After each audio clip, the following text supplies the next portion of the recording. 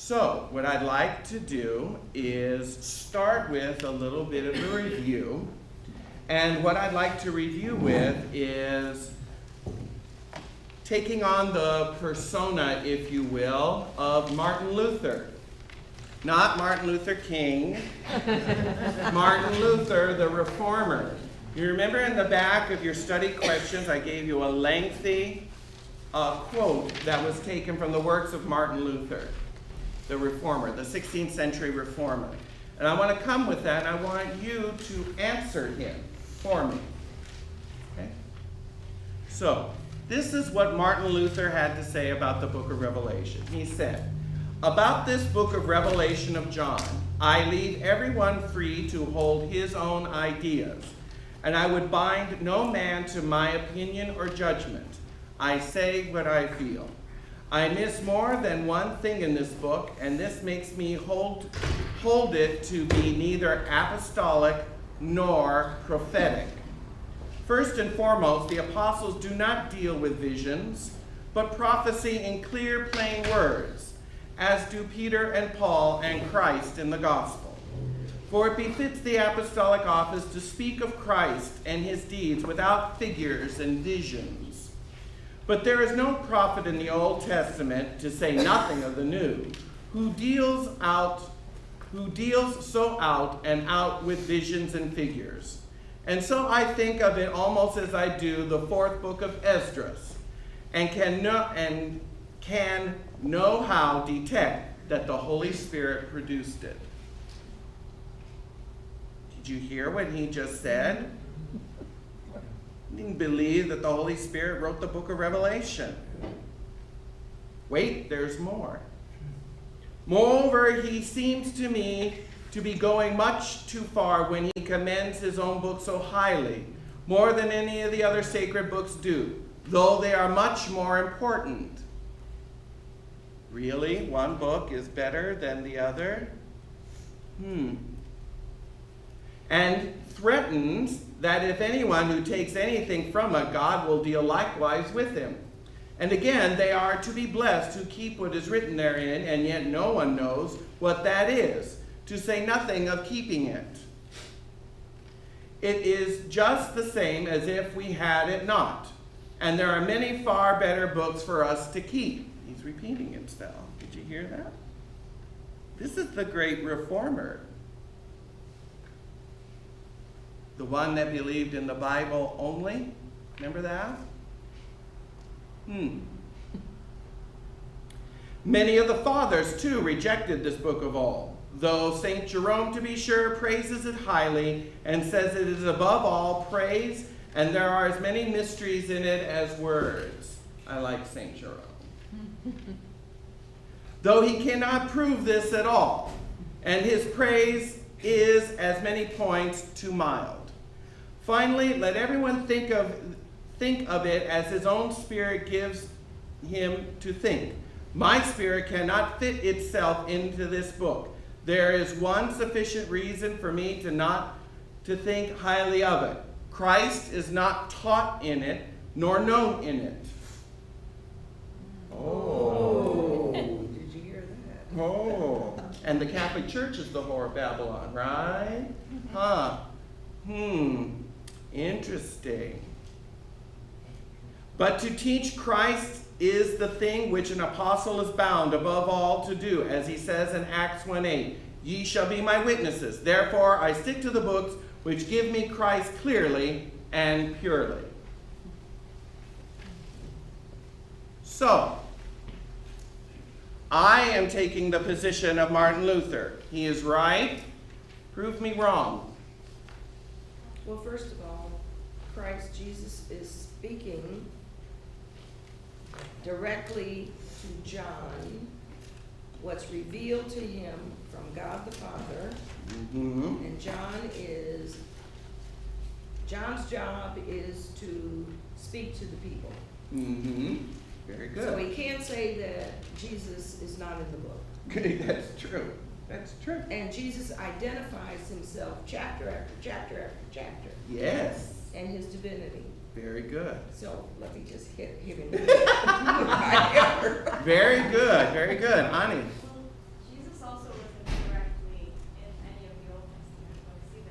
Oh, very good. Sorry, what did she say? Say it again, Ani. Jesus also wasn't directly in any of the Old Testament. He wasn't directly in any of the Old Testament books either, but we keep them, don't we? Oh, so if we're going to keep books that only teach Christ clearly, we have to throw out the whole Old Testament, because he's not taught clearly. He's taught in mystery. He's taught in veiled form. Right? But he is taught, though. He is taught, that's right. Rebecca.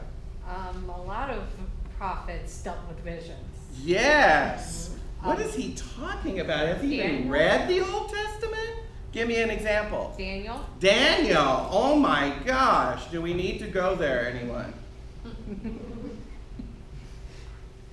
Daniel 2, Daniel 8, Daniel 9, Daniel 10, Daniel 11. The whole book is about visions.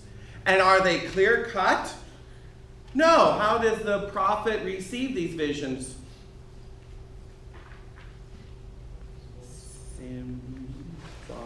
Symbolic forms, right.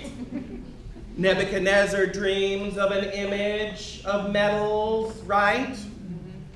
Daniel receives visions of beasts, right? That's not clear. It has to be understood. Okay? Book of Revelation does the same thing, yes. Isn't Jesus Christ pretty blatantly talked about in Revelation as one of the horsemen? He has a tattoo on his right thigh. This is Yes, yes. Chapter 19, he's very clearly, yes, he's the King of Kings and the Lord of Lords. Very good. Very good. See, this is how you need to have this overview in order to answer such a question as this. Also, didn't specifically Peter go through a vision when he saw the transfiguration? Oh, yes, there's one. What other vision did Peter have? Oh, Sheep come the down. The sheep that came down from heaven, remember? What was in the sheep? Animals. And what kind of animals? Wild, Every goats. Every kind. Every kind. I'm looking for a special word that begins with K. They were Not kosher. Not They were kosher. non-kosher animals. And what was the voice from heaven telling him to do? Do not. Kill and eat. And Peter said, oh, no, I've never touched anything unclean. So I'm sure there were a few pigs in that sheep. I've never had a ham sandwich, Lord. And what was the response? Don't call anything I've made unclean. Was that a symbolic? Yes.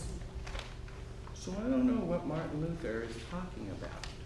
As I said before, part of his problem with the book of Revelation is that, as we will go through and see, the accent falls on Jews again. And not just Jews in general, but their conversion. And he found that very distasteful. All of the reformers found that distasteful. Calvin, Luther, Zwingli, that's why they refused to write commentaries on it. They were all anti-Semitic? They were very anti-Semitic. Next to the Pope being the Antichrist, in their minds, there were Jews. That was the kind of the order of evil in the world, as far as they were concerned. So who were the only people that could follow Martin Luther then? Well, the irony is that nowadays, no one would. But I mean, Back then, their anti-Semitic views were like a subset of the bigger picture that they had with the church more than with the Jews. But it is that kind of anti-Semitism that found its way into Spain that helped fuel the Inquisition, which was not sanctioned by the church, by the way. That was what happened in Spain.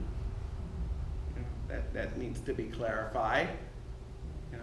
The Holy Office was used, or misused, shall I say, by Ferdinand and Isabella to ferret out heretics, Muslims, and Jews. One other thing about his personality that a lot of people don't know is that he apparently, to me, seemed to be a very angry man. He would have outbursts and temper tantrums, and he also swore a lot. I frankly don't know a lot about his personal habits, but what I do know about his spiritual life is that he was a very tormented man. Yes. If you really read into the biography, the limited biographies that I've read about Martin Luther, he was a very tormented soul, which is why he went into the Augustinian monastery, is that he was looking and seeking for answers for his own soul's sake. I just think he got off Was he track. quite elderly when he wrote this? No. He was young? I would say middle-age-ish, you know, he wasn't like in his 80s or anything I thought he like might that. have Alzheimer's. No, he was very sharp, very sharp. He translated, one of the things that we can credit Martin Luther for is that he did a translation into German of the entire Bible. And he did it single-handedly, really, which was, quite an undertaking. Scholars still reference his translation when looking at meanings of biblical passages, because he had that scholarly background in Greek and Hebrew to do that.